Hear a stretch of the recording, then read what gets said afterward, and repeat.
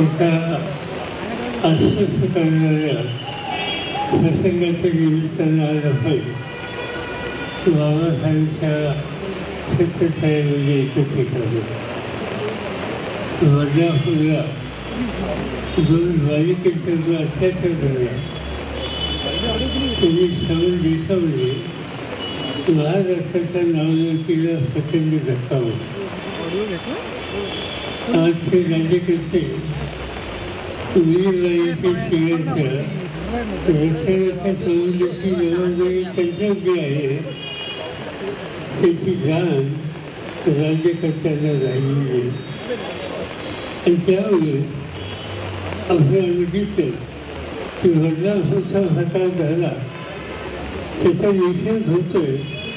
त्याच कालखंडामध्ये आणखीन काही ठिकाणी अशा प्रकारचे दुर्दैवी घटना त्या महाराष्ट्रामध्ये घडल्या.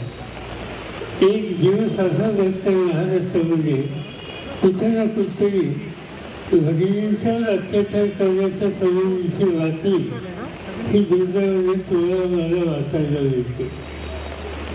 ते राज्य शिवछत्रपतींचं राज्य.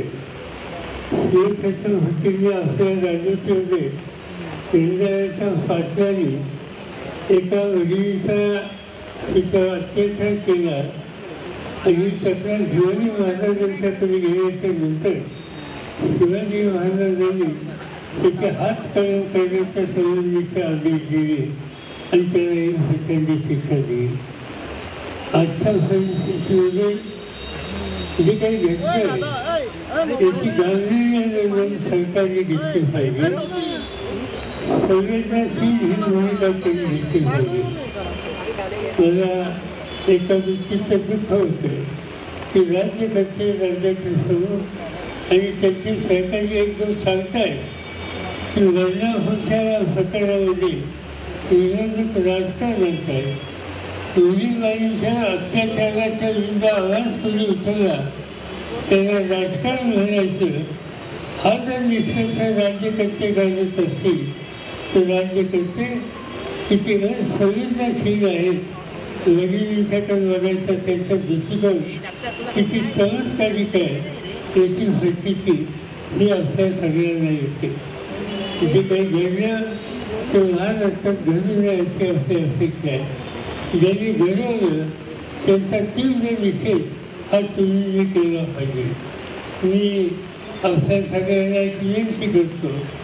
एक आपण आज या ठिकाणी शपथ घेऊया. मी ती शपथ वाचतो माझ्यानंतर एक एक वेळा आपण त्याचा पुनरुच्चार करावा. मी अशी शपथ घेतो की मी स्त्रियावर होणारा हिंसाचार कधीही खपून घेणार नाही. माझे घर, माझा मुलगा, माझे गाव, माझे ऑफिस कोणत्याही ठिकाणी जर महिलांचा छेडछाड किंवा अत्याचार होत असेल तर त्यास मी विरोध करून त्याबद्दलचा आवाज उठवीन. मी मुलगा आणि मुलगी